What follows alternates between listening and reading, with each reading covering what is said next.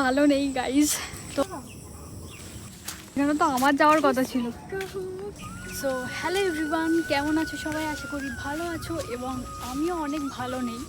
তোমরা অনেকেই জানো যে তোমরা হয়তো জানো না এই 2-3 দিন আমার সঙ্গে কি হয়েছে, সেগুলো আমি কখনোই সোশ্যাল মিডিয়াতে শেয়ার করতে চাই না।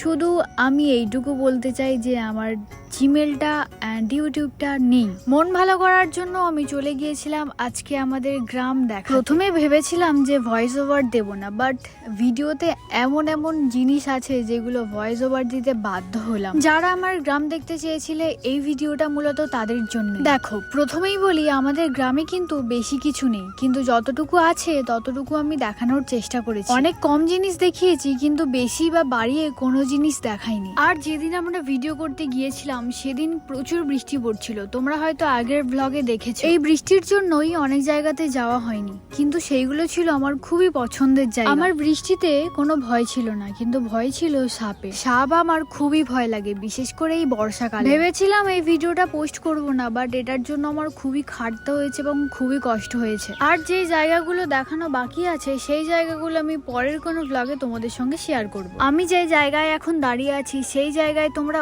অনেকেই দেখেছো আমাকে প্রায় সময়তেই। এই গাছগুলো আর পাশে যেই খালটার জন্য, ওই খালটার জন্য এই জায়গাটা বেশ ভালোই লাগে। আমার তো পার্সোনালি খুবই ভালো লাগে। অনেকেই আসে এখানে ভিডিও করতে, কখনো বৃদ্ধির লুক নিয়ে আসে, কখনো আবার মানে অনেক কিছুর জন্যই আসে। কেউ কেউ ঘুরতে আসে এখানে, কেউ কেউ আবার সময়ও কাটাতে আসে। আর পাশের খালটা আমি তোমাদের বহুবার দেখিয়েছি। এই খালের জলটা এত খারাপ হয়ে গেছে যে কি বলবো। মানে আমার বয়সে আমি এই প্রথমবার দেখলাম যে এতদিন এই খালটা এইরকম খারাপ অবস্থায় পড়ে আছে। এখন তো বর্ষাকাল, তাই অতটাও খালে যাওয়া হয় না, আর সামনেও কল হয়ে গেছে, তাই অতটাও সমস্যা হয় না এখন। আর এই দেখো, এইগুলো সব শ্মশানের গাছ।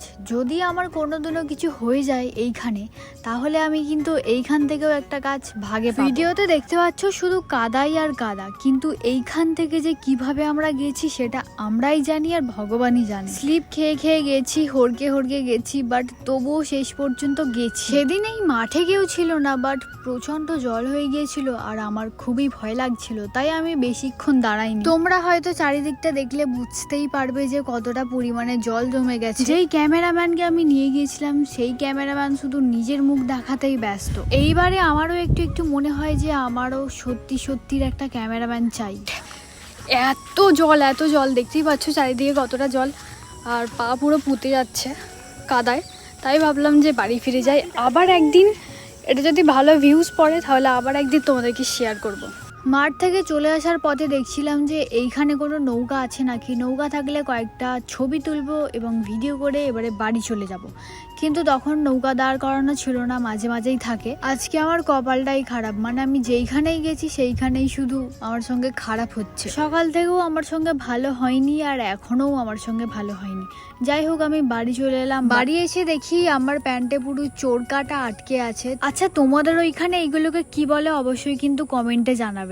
আর আজকে আমার এই ভিডিওটা কেমন লাগলো অবশ্যই জানাবে। ভিডিওটা যদি তোমাদের ভালো লাগে অবশ্যই পার্ট 2 দেওয়ার চেষ্টা করব। আজকের ভিডিও এই পর্যন্তই।